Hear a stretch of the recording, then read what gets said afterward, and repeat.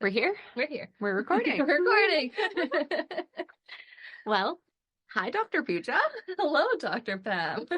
Both of us defended our PhDs in this last week, and now we get to sit here and just hash it out, talk about our experiences over the past several years, and what a journey it's been. Yeah, I was saying, I don't know if this is going to turn into a therapy session.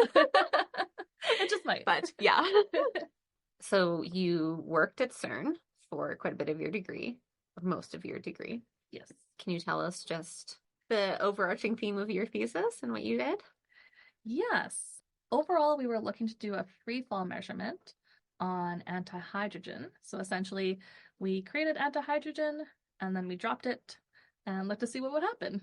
So it sounds very simple. It was very difficult, though, because antihydrogen, of course, doesn't naturally exist as far as we know. Yeah.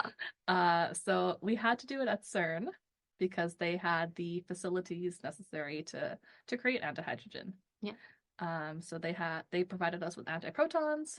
We had positrons. We mixed them together to get the antihydrogen. That's really cool.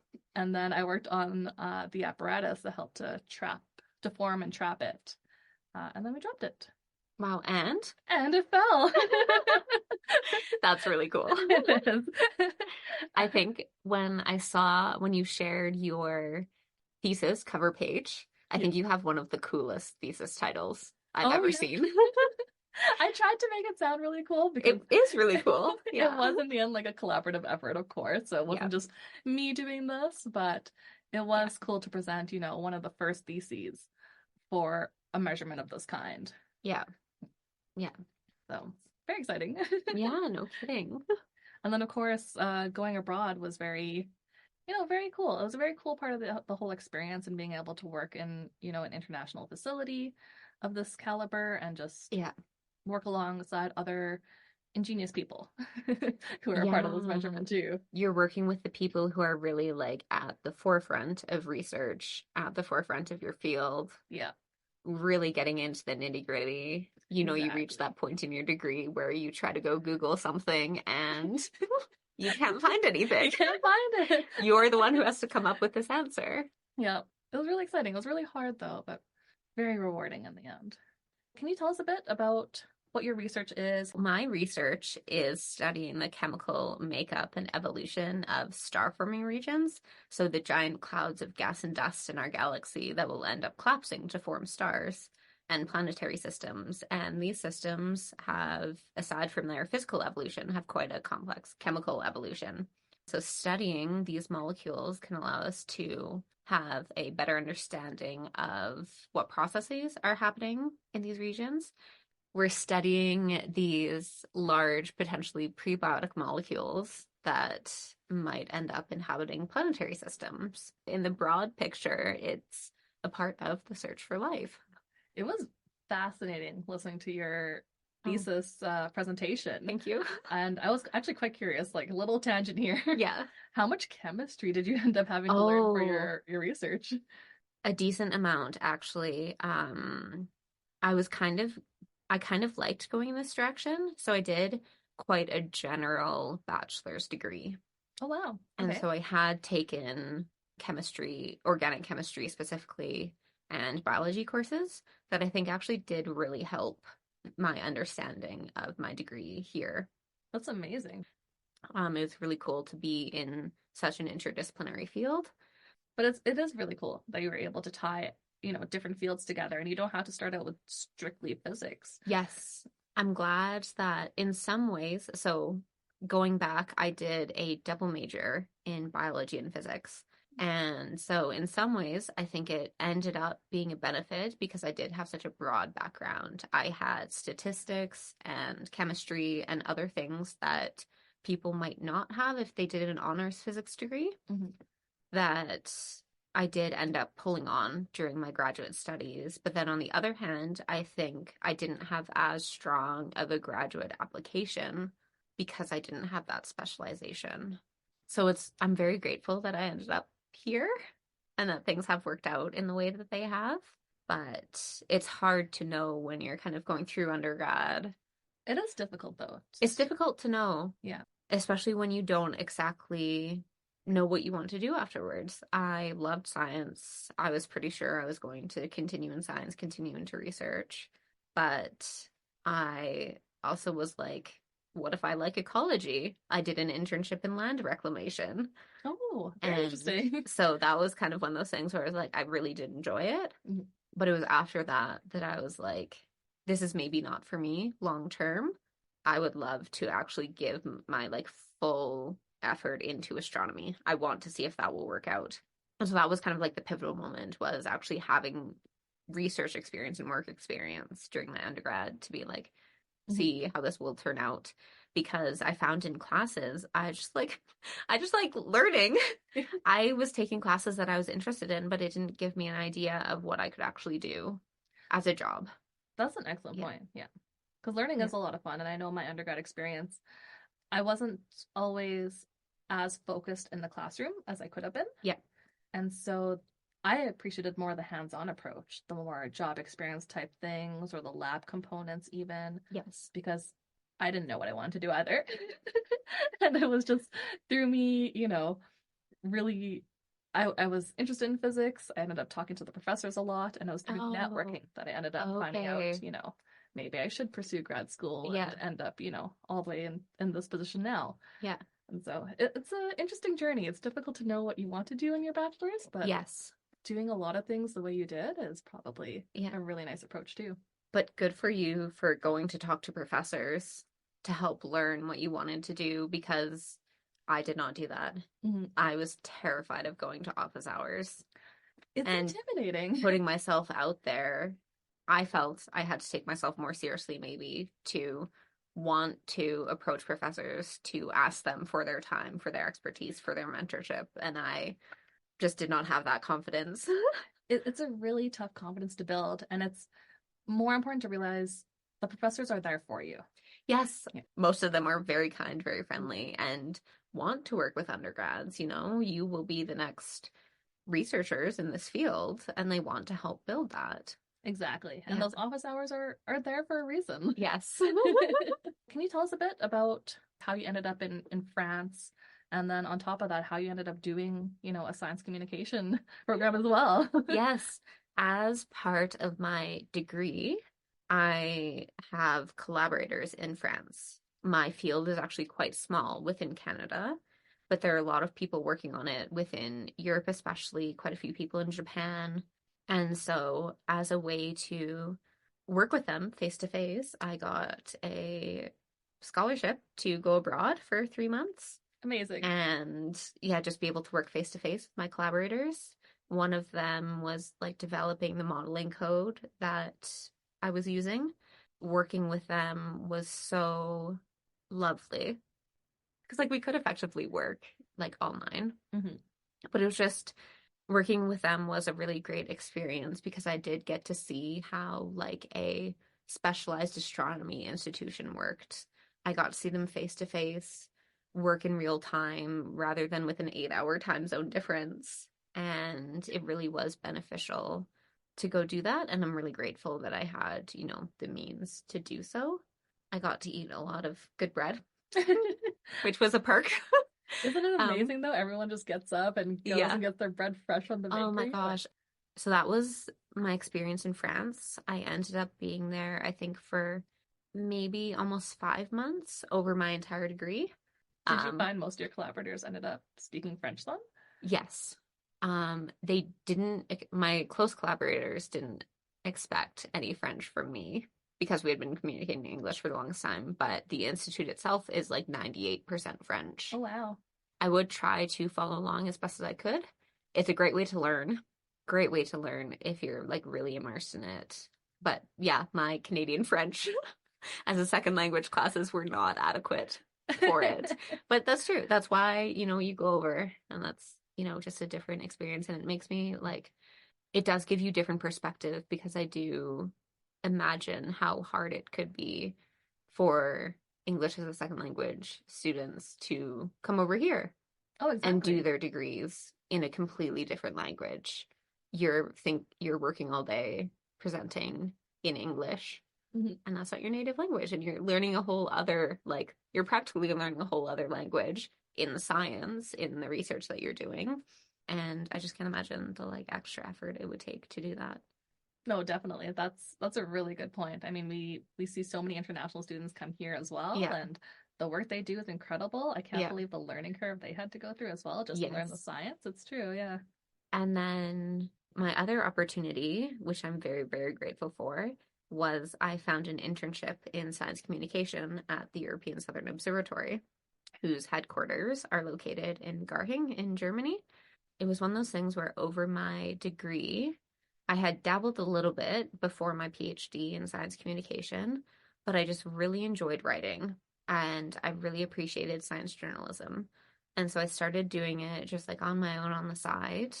But I realized that like I'm maybe not the person to have a full side hustle and build like a freelance career. I really wanted some like formal experience.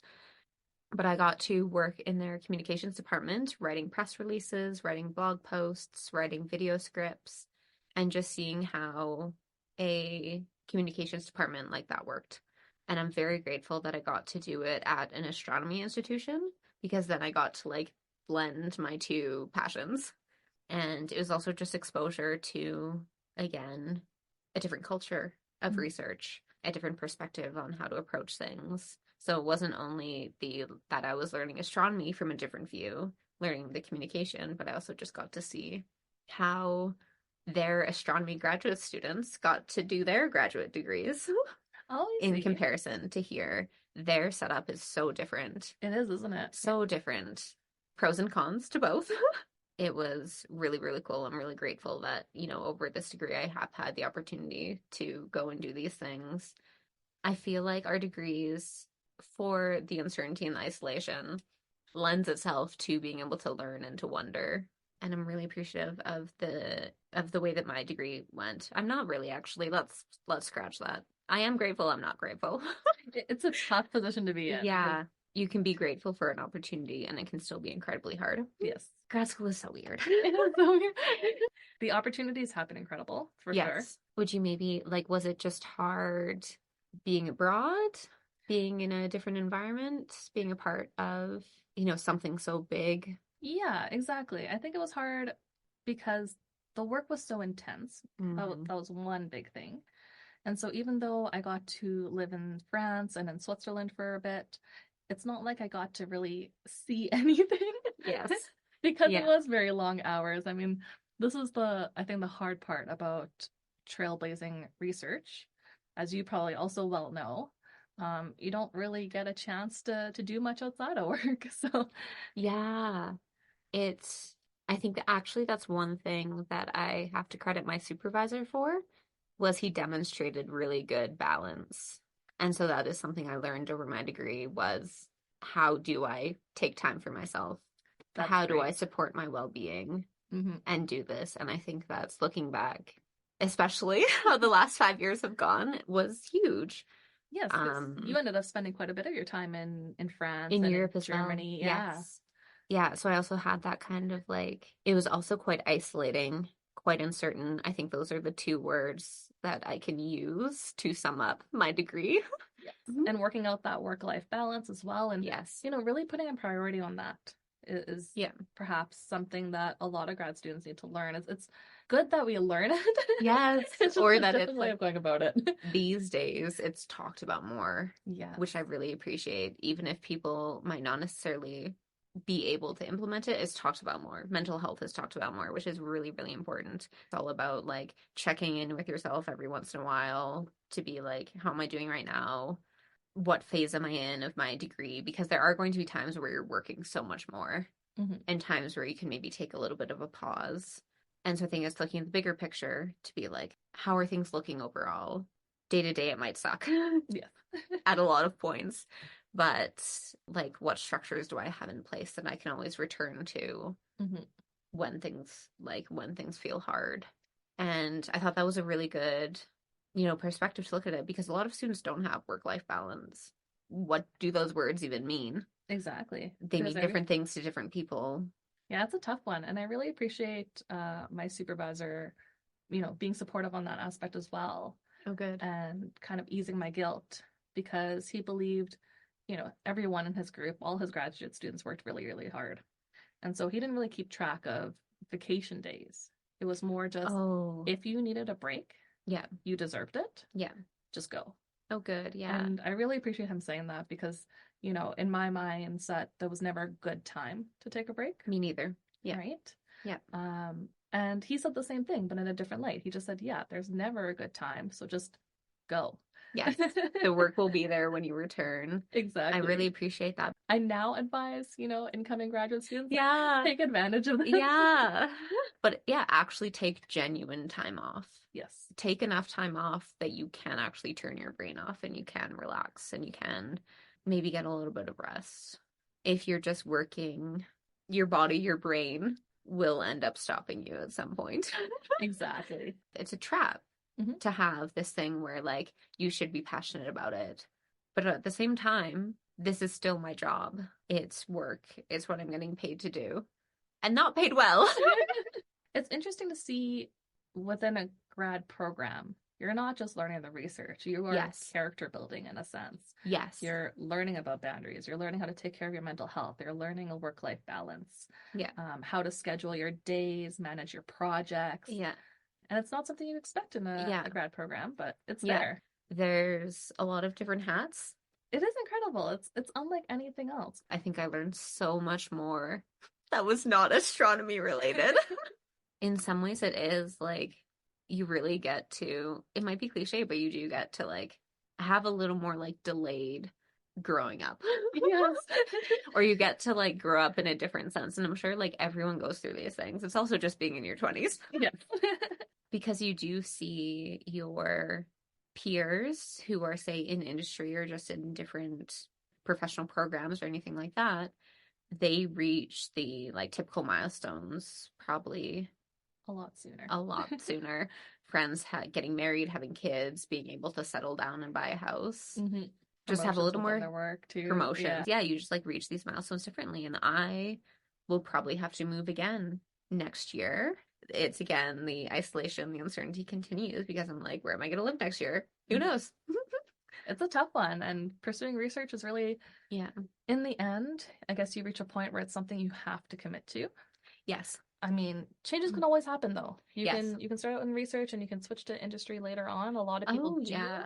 The career paths that people have gone on from grad school are like wildly varied. Did you know? I think it's the CEO of WestJet has a PhD in astrophysics. Really? Yeah. I had no idea. Like people do absolutely anything with their degrees. Like it doesn't have to be so set. Is very different. There is one thing I did want to ask you. Yeah, go for it. You are, I believe, the first person in your family to have gone to grad school. Yes, it's true. Yeah. Can you tell me what were your expectations beforehand and how did those expectations end up playing out when you were in grad school? Oh, that's a good question. So I suppose before I went to grad school, I really didn't see that path for myself. The expectation from my family was, okay, you get a bachelor's degree, you go find a job. And that was kind of the route that I was on. But I couldn't find a job. Fair, yeah. I had a specialization in physics. I didn't know what to do with it. I just did it because it was expected. Yeah. And that's when I started, talking to my profs a lot more. I kept visiting campus because I was comfortable there. Okay. It's what I'd known earlier on in my life. My profs were really supportive and their research was fascinating. So I would just go into campus and chat with them, and then they would say, hey, you're really good at lab work. Oh, nice. Would you like to work in the labs here? Yeah. So that was my start, was just doing experimental physics work in the labs as a laboratory technician. Over time, I could have kept doing that forever. It was fun. That is a job. It's a job. Yeah. But eventually, I was approached by them and they were like, hey, you've done all the work for a master's degree at this point. Yeah. Maybe you should go get one. Yeah. Let's make this official. Yeah. And it was really funny because I was working alongside other graduate students at the time and I saw their struggles. I saw what they were pursuing, the research they were doing. It was incredible. Somehow I never thought I could be like them. Oh. especially at the PhD level. You know, Yeah. you see students going through candidacy. Oh my gosh. Candidacy is the one thing where everyone's terrified of it. And it's so interesting because we're also intimidated about candidacy because it really, that's the exam that determines whether or not That's you the, stay. I think that's the like pinnacle of your actual like academic coursework and absolutely everything, the peak of your knowledge to be like, yeah, can you stay in this program? Exactly. Yeah. So very intimidating. Yeah. I mean, I look at my undergraduate grades, and yes, I did a specialization in the end, but my grades still weren't, you know, great. So I really didn't have the confidence to keep going. But I figured, okay, master's program, let's see how it goes. That was 2 years of doing more experimental work. I got to work out at Snow Lab, so another very cool international physics laboratory. It was wonderful. You know, I learned so much. The collaboration was amazing. It was such a cool learning opportunity. And then I figured at the end I was just done, you know? I would start looking for a job again. But of course that's not how it happened. No. Ended up going to a conference, finding more cool research, and that's how I met my current supervisor. Nice. That's when I started to pursue my PhD. And still when I got in the program, I was like, I don't know if I could do candidacy. Because you don't want to go through 2 years of work and then find out a candidacy. Plus a master's or something, like depending on how your journey goes. Yeah. And then you find out like, oh, maybe you're not that good at this. I feel like a lot of us do have that feeling of just, when's that day going to come where I can't do this? Yeah. Where they actually realize that I'm not good enough for this. And you just kind of wait for that day to happen. And you're like, candidacy is the perfect time. Exactly. For that day to happen. So then I think when it finally came time for candidacy, I was surprisingly confident leading up to it. Nice. I did a lot of studying. I tried to learn, you know, physics inside and out. But then comes candidacy day, I didn't sleep that well. Oh no. And I lost a lot of confidence. Oh no. In the end, though, I still passed. Yeah. Still You're here. My knowledge. Still, I made it to the very end. And the confidence was slow to build over time. So I think that expectation was surprising to meet, because I always thought, you know, once you're in grad school, you know what you're doing. You're knowledgeable, you're passionate. And it didn't quite happen for me. I felt like I was kind of led down this path in a sense. It presented itself to me. Yeah, the profs came to you instead of you being like, I want to do a master's. Yes, exactly. So it was a bit different in that sense. And I'm glad I did it, because I was always really low confidence. And, you know, in the end, throughout my PhD, there were many life events that happened too that really, in the end, kind of broke me down, but also built me up a lot stronger. And so I'm glad I had this career path, this academic track, building up my confidence and becoming the person I am today. Now, after defending my thesis, being able to stand up and, you know, just say, Dr. Pooja, I did this. I made it to the end. Yeah. I think, would younger Pooja be proud of herself? I think younger Pooja would be very proud of herself. That's really sweet. Was there like a specific moment or a specific thing that you got to do that was really exciting or just felt positive? For me, it's really built around the community experience here. I think the most positive moments, because, you know, research was hard, working with my collaboration in the end was challenging, but rewarding, of course. Yeah. And I think really when I got to recharge was when I would interact with the people at the university, and we got to start these different initiatives and all the fun activities that came with it. You know, it was PAM Talks, for example, starting this initiative. But yeah, all of those like clubs that we got to join or lead, and just the like grad student community was so like instrumental, I think, into keeping me in this program. Definitely. You know, just being able to want to like come to work. Yeah, I totally agree with you. Yeah. But it's good. It's good to have a place to come to where everyone has a shared experience. Yeah. With what you're going through. They all share the same or similar challenges. Yeah. And even though you can all be miserable, you're all miserable together, and it becomes fun. Yes, it is actually fun. We, again, throughout this whole thing, we've been like, yeah, it kind of sucks, but it actually is like, overall, you know, you have this community, you have this group, and you get really close to people really quickly. Almost all science is teamwork, is collaboration. We would not be here without each other. And so, you know, even if we're all from different fields, at least we can always be there for each other. Yeah, I might not know exactly what you're doing day to day, not knowing exactly what you do over at CERN. Other than exploring different kinds of cinnamon buns. It's true. Having my coffee breaks and eating cinnamon buns. That's what I was doing. It is all about the relationships that you have and the relationships that you can develop or will get to develop, because that is really like the basis of how we're able to do any of this. These people is kind of like, these are very formative friendships that you'll have, that whether you stay in the field or not, I feel like if we got together 30 years from now, it would be very easy because it's like, we went through this together. Exactly. Yeah. And it's been wonderful how we all show up for each other. Yeah. And there's been so many proud moments, especially this past year with Yes. each one of our like our little cohort is graduating. Yes, we're all defending, we're all Yeah. graduating and moving on with our life. Yeah. But still staying close and keeping in touch. Yes. Yeah. Also very grateful for that. I know I mentioned PAM Talks earlier and Yes. how that initiative formed, and I was wondering if you could tell us a bit more about, where the name came from. Obviously not named after you. So I think we didn't actually introduce ourselves. Oh, actually, we did. We did, sorry. We did introduce ourselves. I am Pam, the same name as the title of this show. It is not a coincidence, but it's also not named after me. Or I want to be very insistent that it's not named after me. So you and I, along with Becky, and a few other students, were doing this initiative right at the beginning. Becky really founded it, but there was a group around her. Yes. And in astronomy, there's some really bad acronyms. Becky and I were trying to come up with it could have been, somewhat cheesy acronym, but we were just trying to come up with something that would encapsulate what we're trying to do here. I'm pretty sure Becky just looked at the Zoom call, saw my name, and was like, Pam.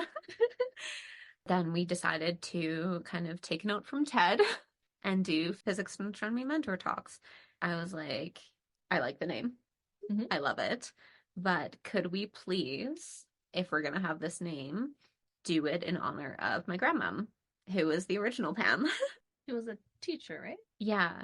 But she was a avid physics learner and avid teacher and advocate for science and science learning. And so she did physics in her, I guess, equivalent of high school, where she was, they did split up the genders into the subjects that they would teach. So, the boys did physics, the girls did biology. Oh, wow. And so she had to fight to be put in with the boys. And she had to, really work at being in this field. And she ended up going to Cambridge, but she went just a couple years after they started granting degrees to women. Incredible. It wasn't that long ago. And even if they're granting degrees, they didn't necessarily have the exact same opportunities. Right. And so, yeah, she ended up becoming a teacher. She worked, when they moved over to Edmonton, she worked as a high school teacher. She worked as a physics technician, just kept in physics, kept in science. And she raised my mom and her siblings with the potential that they could go into this, which was really nice. It really laid the groundwork for me, even being here. I come from a very scientific family. It kind of started to be built because she went through this path and she kind of demonstrated, yes, we can do this. She didn't necessarily have the same opportunities that we would have had today, but she still, went for it. That's incredible. Yeah. And it wasn't only her, obviously. We have started to go back and look at all of, the women, the women who have been in physics and astronomy over the many generations before us. Mm-hmm. That, there actually were quite a lot of trailblazers. There were a lot of women whose work have not been credited. Without them, we wouldn't be here today. But there's still a lot of work to do. Definitely. Which I think, lends us to being here. I think around UFC, around the specific cohort that we have, it's been nice to have maybe even a majority of women. I think it's up there for sure. I don't know if it's quite a majority yet, but true. There are a lot. Maybe once you take all of the different disciplines of physics into account or in science into account, but in astronomy especially, there's a lot of women. I think it's one of the fields that really attracts women to go into, and things are changing. We are reaching a higher critical mass that... It really depends on the field. It depends on the field. Yeah. I think it is still isolating for women in certain fields, but Yes. it is improving. And I think thanks to people like your grandmother and the other pioneers in physics and astronomy Yeah. for women and gender minorities, like things are changing. Yeah. Perhaps not as fast as we want. No, and I think there has been some stagnation in certain areas, like the number of women in physics kind of like increased and then flattened out. Or especially if you look at different stages, there's a lot of women in grad school, but Versus very few faculty. professors. Maybe we have to wait it out, but at the same time, we have waited many years already. And we haven't reached, equality in terms of just the sheer number of women, but it is changing. And I think the attitudes, especially in the more recent years around mental health, in around parenting, in around just like how do you actually make the workplace a lot more accommodating for people of different backgrounds Yes. to come into this field. Like those structural changes will make it a lot easier for people of different backgrounds to actually come in and be able to pursue this field. Because sometimes it's just like not logistically possible, or it doesn't feel like that. Exactly. And it just pushes people out. It's true. It's very difficult still. Yeah. And I hope more change is around the corner. Yes. And it's really important for everyone to advocate for these changes. Yes. And not just women, not just gender minorities. Everyone has to. And it's tough, especially like going through grad school, going all the way through a PhD. Like, you go through the years of your life when there are many changes happening. Yes. If you do want to start a family, if you do want a partner, and it is difficult to accommodate. Very difficult. Like, again, talking about potentially moving, finding jobs after, finding a job after your master's, finding a job after your PhD, whether that's in research or not. It's like, you probably won't stay in the same city that you've been living in. How do you develop your family and friend relationships? How do you develop a community? How do you just have like stability in your life?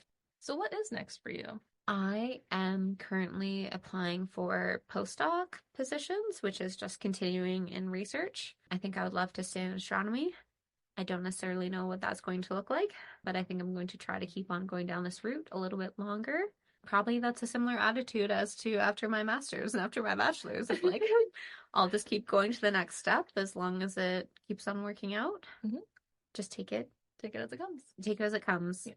And people have been asking me, what do you want to be when you grow up? Where do you see yourself in 5 years? And I'm just like, again, I hope to have my community of people. I hope to have a couple of cats, wake up on a Saturday morning and have some fresh bread baking in the oven. Like, it's the simple pleasures. It's the simple pleasures. And, be in a workplace where I can keep my values, feel like I'm approaching research with like integrity and honesty, and have people like you around me where I, like to show up to the workplace. And ideally that vision is like, well, I'm still in astronomy, but who knows? It's tricky. I mean, I'm at the same place you're at right now where I'll see where it goes. And I did insist on staying in Calgary because I really appreciate the community here. And whether it was an industry job or a postdoc position, I knew I wanted to stay here and be around the people closest to me. And so I did also end up taking a postdoc position. Oh, amazing. But I am switching to a different field. Oh. And so it was a sacrifice in the end. Yeah. But it's a new opportunity. It's amazing research. Oh, cool. I'm really excited about it. Can you share what it's in? So I'll be working with the Faculty of Engineering. Oh, wow. In the quantum research field. And so that is a change. Quite the change. It's going to be a huge learning curve. Yeah. But I'm also excited because I do get to keep the parts of my life that I really appreciate, staying in the same city. I don't have to move again anytime soon, at least. Yeah. And being able to keep the people around me. That was very important to me. And I found a supervisor who also appreciates a good work-life balance. And she's very supportive. Amazing. I'm very appreciative that I got to keep this aspect of my life together. And still, although I'm not quite in atomic physics or nuclear physics, it's still going to be more physics research in the end. Yeah. And it sounds like a very exciting field. Very exciting field, yes. Yeah, new opportunities. Yeah. It'll be good. That's really exciting. Congrats. Oh, thank you. Yeah. Well, it was a pleasure talking to you, Dr. Pam, about your journey throughout your graduate career. And, congratulations again on obtaining your PhD. Yeah. And the exact same thing right back to you, Dr. Pooja. Thank you. It has been amazing to see you get to this point, and I'm very excited for your next steps. I'm very excited for yours. Yay. Done. Ta-da!